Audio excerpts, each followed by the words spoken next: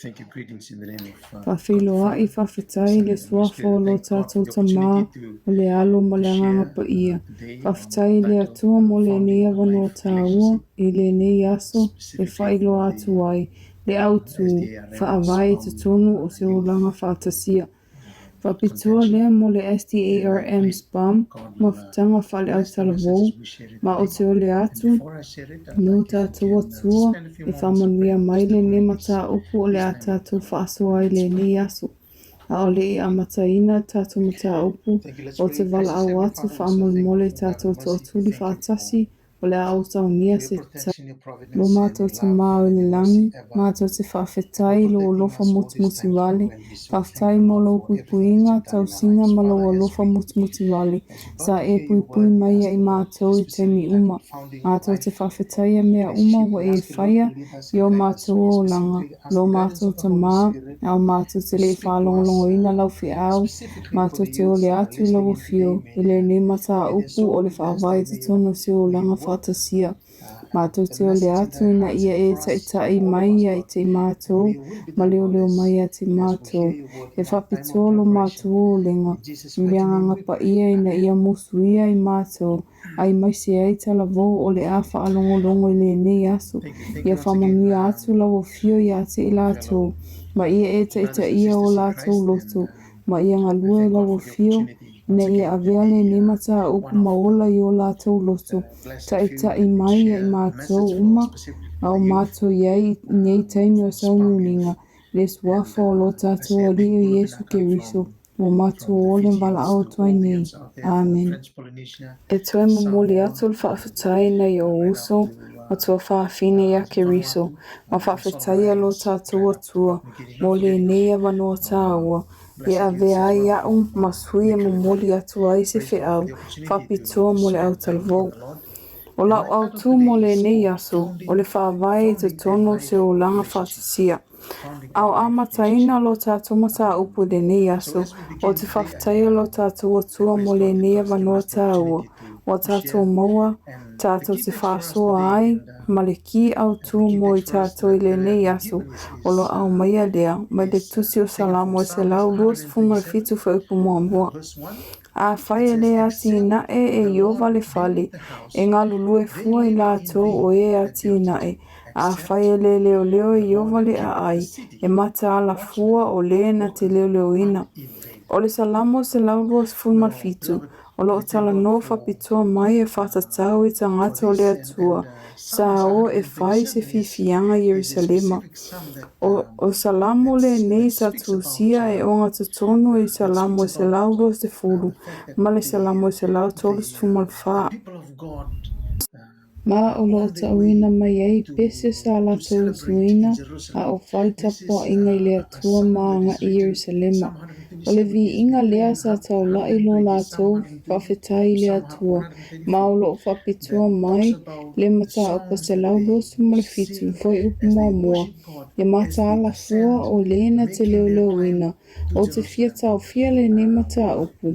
O se salamo sa tūsia whapitua e le tupu Solomona, a o la tau anga i ati Yerusalema. Ma o le taimi le nei, o lo tātou anga i atu Yerusalema fo. Tātou whawhetai lo tātou atua mo le ne mata upu whapitua, a o tātou taula i atu, i lo tātou au tū mo le nei asu, whawai te tonu so langa whaatisia. Ai o le a o whailoa atu loa lo tātou mata upu o le taula i atu i le whausiaina o se mea. E mana o mia ni mea se tō, tātou te mana o mia se whaawai, po se mata upu whaawai e langolango ina ai se whai unga o lo o fia o sia ina. Tātou se mana o mia ina mea whainga luenga, o ani mea o le a whaanga ina, pe mana o mia ina e le tangata, whau mea ina i au sia ai se whai unga, o na o mai lea i luna tōru, o le whau mea o ia lea na te whaia pe whausia ina, ni mea ina ia maua le whai unga po ni whaawai o lo fia au sia ina. O se whainga i le ne mata upu. O whaawai nei e tolu o le ato tātou whaawai ai le nei aso. O lo whaamana tuina mai ai ai tātou whaatata inga. A whai e te mana o e whausi tā wale po o se whale. E tā uona e malamalama i le whaawai. Le tu a inga pala o mea e mana o mea ina. Ia e malamalama po wa e whausi e ina mai i si maa, malau papa, ma fili po ai le kāmuta, le tangata, whau mea whaatata inga o ta avale. O au whaawai o le a le tu a inga ta avale. O le a whauina, ma po o a o le a tau aveina. Po o tangata, po o loa, o mea e mana o mea ina e whausi ai le ta avale, ma le tangata o le a whauina le ta avale. E le whaia wha le tangata, e tolu fo i mea o tātou mata upu whaawai. E iai whaawai, tātou te ui iai, pe a whai e uia se whainga uo, o lo tātou o lofa lea i lea tua. O mea e mana o mia, o le tane lea ma le fine, o le foa, o le na te whaia pe whausia se mea, o le atua lea. O le mata upo o le atau la iai tātou i laso nei, e mai le anganga perfeta o whainga uo. O le mata upu tā ua po le sini mai le na mawaina o le tangata lava ia. O au o oe o whaavaina i tātou i le tino loto ma le anganga. Ma o lo tātou atua fōfō o Yesu Kiriso lea. O le Mesia lea na ia fōfōina i tātou ma whaia i tātou. E whaia le finangalo le atua. O mata upu whaavai e tolu. Le whaawai o mea mana o mea, o le tangata whao mea, po le fōfōina. O te whia whailoina atu se muli mau a se tasi talavou e whisotai ma le mata upu. E whaatatau e le whaipoiponga. O le muli mau o le nei talavou o ia e le o se tangata tau sāpati. O se talavou e whaatuatua, whaatau asoina i le atua, ma e nau tai lava e vivi i atu i le atua. Sa ia sa iri atu, ma sa ia nau e fia whai poi. O se talavou au auna whaamaoni i le atua, e le o ia o se tangata tau si sāpati. Ma sa ia whaatonga atu i le atua, ma ia o le atu i le atua e whaapea. Le atuae, o te talia ina so se tasi e te awina mai mua au. Na o le pau ia maua le whaaloalo ma tausi whaamaoni ma tā upu whaavaya lawa fio i le mawhainga uo. O lawa fio, o le sini lea o se whainga uo. Sa ia mawaina se tamaitai, na te lesi la fia ina. O lea tamaitai o se tasi tausi sāpati. Sa lafe so tai ai le malamalama le tasi le tasi. A tutupua e le nei whainga uo, tolu tausanga taluai, ma o lona tolu tausanga, saidoa ina ai le nei alii. O le tamaitai lea o se tene tausi sāpati. Sa lafa asoa ma malamalama i loa le talavou lea i le winga o le sāpati. Ia te ia mamata upu whaavai o le whaatuatua. O na ia whaipoipo lea, ma lea tamaitai. Sa avea lea talavou ma tausi sāpati, ma sa la uno nofo fia whaatasi i tausanga e luas fumalua. Whānaua e la uani whānau mata mō fie to atolu. O te whawhetaia le atua mo le nei moli mau, ma le whawai e ina o le alufa. O lo tātou maua ke riso e avea ma le whawai o lo tātou alufa. O mea tā uani e lua o tātou maua ina, o le tane ma le avā. O Yesu lo tātou atua fua. O ia lea na te whausia ina se whainga uo. O ia foi o le maatuli manu. Le au talvo ue, o mata upu whaavai ia, le whaavai, o mea mana o mea, ma le tangata whau mea, o se vāwhea loa i o se whaipoiponga. O se whaauta ua mo le nei a se whatatau lea i se whainga uo whaaleanganga ma le atua. O mata upu whaavai, le whaavai o le atua lea, o mea whainga luenga o oe maau, po se tasi o lo i ele tino, loto ma le anganga e alo lofa i le atua. Ma lea na whaia i tātou o lo tātou li i lea o Yesu Kiriso. O se mata upu lea e o lua ma le moli mau. Sa tatou whaalongoina. Tatou o loa I lo tatou whi au mo le nei aso. Tatou whai tau le salau mo se lau luas fumal fitu whi mua mua. A whai e le na e a whai e le leo leo e iova le a ai. E mata ala fua o le na te leo leo ina. O upu tā ua e lua o lo tā ua mai I le mata upu. O le ati na e ma le leo leo e pei ona o tā ua. O le whaavae po mata upu whaavae. E langolango ina ai se taunu unga sa whaasafua ina atu ina ia whaataunu uina. Ai o le a la lea taunu unga. O le fesili mo o e le nei aso. O le a le taunu unga o lo e nau nau ai. O le a le whaavae wha autu ina ai lo o langa whawhainga o. Ele o loa lofa ea I le atua. O lo ta ua mai le e feso e lua wha ipe lua sifuru. O lo o wati na e lunga o le whaavae o le au apostolo a atua ma le au perfeta. O le maa tulimanu o Yesu Keriso lava lea. O Keriso o le maa tulimanu ma le whaavae. Mata upe lua whai upe lua sifuma tasi. O whaatatawina ia te ia le fale a atua. O lo o aluae. Ina ia whai ma malu malu pa ia e lea lii whai upe lua sifuma lua. O tau fo I wati na e whaatasi o tau ia te ia lea nganga. E whai maafio anga lea tua. O le nei le au soe a o tātou malama I lea mea. O lo o whai loa mai e lea tua ia I tātou I le tuse perfecta matupu. I tu lau tos fuma le ono pakalafa mua mua. O le malu wha lea nganga. O ke riso o le matu le manu sili lea. E fiso o tai umai le whale atua. Tupua e se malu pa ia lea tua. O tātou mea whaingaluenga po o aso.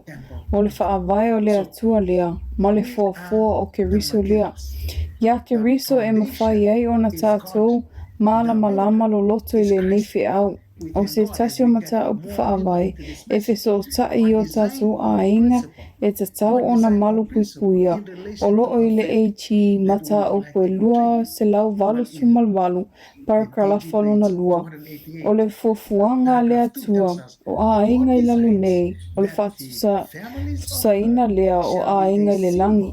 O a inga whae kerisiano e whausia mata ita ia I ala o lea tua. O I lātou ia, o lo mawhai o na whausia e ai anga whale kerisiano mo le alu I luma o lana ngaluenga. O lo o whaamana tuina, mai e le lua Timoteo e lua whai upas fumale iwa. Ai ui lava I lea, o le whaawai mau o lea tua, e tū lava lea, o lo o iaile nei whailunga. O sila fia lea lii o na lava tangata, a toa ma lea, Yo ese lea milianga, I lato uma o eta o tau le suafo Keriso. O le whaavae o lea tua lava lea. Keriso o lo whaamana tuina ai I tātou I aso nei. Ai whaape whea le e kalesia. O lo whaamana tuina mai ia I tātou I le gospel workers I tu lau wha, se lau onos fumal wha, pakalafa mua mua. O sui e kalesia o lo whawhanguina I lātou I le naunauta inga, ina ia whaafitia le langona whaapito. Ia tuina atu I luma le maalosi, e whataulanga o whoina atu ai, I lātou lava ina ia momoli atu ai le upumoni, I atu nu mamau. Watu ina mai ia I tātou, se mana o ngataua, ina ia o whoina atu se fesosoani I le ngaluenga, whaale kerisiano, se whataita inga o le tapulaa o le malo o le atua.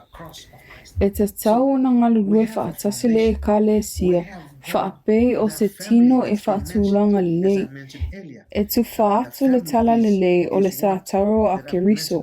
O lo o iai lo tātou whaavai, o le atua o le whaavai lea o se ainga. Whaapei o na o tā ua mua mua. O le ainga I lalo nei, o le whailonga lea o le ainga I le langi. O loo te whamanatu mai e le atua i le FLB, lua se lau 5.4, parakalafa aluna walu, o le muli mau pito sili o na tāua, e mawhai o na whaalia atu e tangata kerisiano i lalangi, o se ainga whatulanga le lei, ma whapai e ina, wana o le paulia, e mawhai e o na whaalia atu ai, le upu moni. Awa o le muli mauola le na o lo au mai le whaataita inga o le lotu. O loo whailoa ina mai e le atua, ia te i tātou, ina ia o tātou i loa, o tātou a inga e mai le atua ia. O tātou pā ia le whaawai, tātou whaasolo mai le mea whainga luenga, po o mea ia whale tino o loo mana o mea ina i tangata whao mea, e whausia ina ai se whai unga o loo fia au sia. O le lau papa ua na o se lau papa lava, o loo iailo na lanu mea mata, a walo na maalosi lea. E whaapea foi isi maa, o loo iaio ni one, ma pala pala, whaapea foi maa, o mea ia e whausia ai si maa. O loo whailoa ina mai e lea tua, e whao ngā e ia, mea tā ua, ma o lona whina ngalo e nei a whaia oe e whao ngā ina mō ia. O lau whesili mo i tātou le au tala voi le nei asu. O ani mea tā ua o loo mana o mea ina mo se whainga wofa le anganga malo tātou ali o Yesu Keriso. Ele mo mokere nitos fuma lua whaibus fuma lua. A wā pe o le tino o tasi ia, mona i tū tino e tele, au i tū tino uma, e ui ina tele o le tino e tasi lava ia, e whaapea lava Keriso. Whaawau le whai tau i le whai upos fuma tolu e o le whai upos fuma le ono. A wā fōi o le anganga i toa tasi na papatiso ina ai tātou umai le tino e tasi. Po i utaia, po e eleni, po polonga, po saoloto, ma ufa a enu mia i tātou umai le anganga i toa tasi. A wā fōi o le tino, e le se i tū tino, e tasi lea, ape i tai, o i tū tino e lasi. A whai e whai mai le vai, o na ua le o le 5 au. O te le so le tino, e moni ia, e le o lo le tino ia. Tato ai i whamatalaina mai e nei mau, o na whaawau lea o le tato whaitau i le whai upus fumar fitu e o luas fulu. A whai o mata uma le tino, pe whape whio na whaalongo, a whai na o le whaalongo lava, pe whape whio na songi, a o le nei, o tu ina i le atua i tu tino e tasi, malana tu i le tino, pe o na whina ngalo iai o ia. A whai foi o mea uma o le tu tino e tasi ia, pe whape whio le tino, a o le nei, e lasi i tu tino, a e tasi lava le tino ia. O loo sila mai le atua, e avea le tino, o le anganga, ma le loto, tu whatasia, e avea ai ma le e mana o ai le atua i totono se mafutanga maia. O le waainga lava lea e tasi i totono le kalesia, mai le e feso e whawhai upe se fulma le tasi. I mea alofa satu ina atu i le kalesia, tātou te whaitau. Na ia tu ina mai fo'i nisi e whai ma apostolo, o isi fo'i e whai ma perfeta, o isi fo'i e fola le tala lei, o isi fo'i e whai ma leo ato atua ma o ao. Whaawaulo tato whai tau i le whai upos fulma lumas fulma le tolu, e na ia wha ato atua ina ai le aupa ia, na ato te whai ai le ngaluenga e au auna, ia ti na e ai le tino Keriso, se ia tātou o atu i o tātou uma lava, ma le loto ngatasi le whātua tua, ma le iloa le leo le alo le atua, e na ia whai matangata matua, ia o i le fua o le umatua, e te tau ma le tumo Keriso. O loo whina ngalo le atua, ia iai tātou i le tumu ato atua i le tino Keriso, o tātou mana malama i le whaavai, o mea whainga wenga po mea tāua, tātou whaasua i le fuafua po tangata whaumea. O le fuafua, o lo tātou ali i whaola leo Yesu Keriso, o ia le tu whatasia e whauina ma teuina ni mea tāua, ina ia maua se whaiunga po se tapula al whaavai o lo mana o mea ina. I le feso e whawhai pes 5 e o 5 leono. A ia mio whamaoni le alofa. Ia tutupu I tātou ia te ia I mea uma. O le ulu lava ia, o ia foi o Keriso. E mai ia te ia o na tupu o le tino uma lava. O loo whaatatauina ma whaaso'oina I ua uma lava e fisosoane I ai. E tusa male ngaluenga I le fua o I tu tino tasi. Ia iu I nā tina e le tino e ia te ia I le alofa. O mea uma ua whaia I le alofa. E alofa le atu e a te I tātou. O loo ia whaia I tātou, whapipi I mai, so onga matuli lima, a wā o ia ua alofa mai a te I tātou. Le au pele, au whai ui ulo tātou mata upu I le nei aso. Masalo o le a o whai uina atu I se whiau tā ua. Mātai o 5 whai upe whāwalu. E whapea, o le nei, ia ato tōna le o la o toa mio, e pe o lo o tōta mā o le langi, e ato tō ona le o ia. Sa tātou whaasoaina le whaawai, o mea whainga luenga po mea tā ua, ma le fua po o tangata whao mea, e nei mea e tōru. O loo whailoa mai e le atua I le mātou e 5 whaawalu. O loo iai lo tātou whaawai, o lo tātou ali o Yesu Keriso lea. O mea tā ua po mea mana o mea, o le tino loto ma le anganga, ma ua iai lo tātou ali I fuafua. O Yesu Keriso lea. O loo ia whaia I tātou e ato o tō ona lei. Whaia I tātou e ne ia o tātou nofo sa uni mo le langi. Awa o loo whailoa mai I ia ato tō ona lei e whape o lo tātou ta mā o le langi e ato tō ona lei o ia. I le se ki e le tōs fumal whawha I pes fumal lua. Tātou te whaitau, e pe o leo mā moe ona su e ina o lana lafu I le aso. O iai o ia I lana lafu o ta ape. E whaapea ona o su e ina la u lafu, ma o lavea ina I lātou. Ai mea uma o sala lau wai I lātou I le aso whaamalu malpungisa. A whai tātou te malama I le mata upu, te māma tina I aso nei, o loo whamana tuina mai I tātou le nei mea tā ua, a wā o na aso muli e whesili atu aila wali o whea le lafu mā moe sa o tuina atu ia te oe e te tausi mā awao. Ina ia pepese mai o lātou ngutu ia uwi inga, o lātou o langai a vea mapale ali I matongo fie le lalulangi, ma lātou ola e whamanu mai a te au e whavavau. RC tu lau se lau fitus fuma 5 pakala fatolu. Sa tuina mai e le atua nei talavou ia te I tātou, ma atua ina ia tātou a oa oai ia te I lātou. A oa oai ala o lo mana o lo tātou alii, o Yesu Keriso e a o ina ai lātou. A o whaitau I le anganga waloanga, o lātou lau ngutu e pepese ia uwi inga.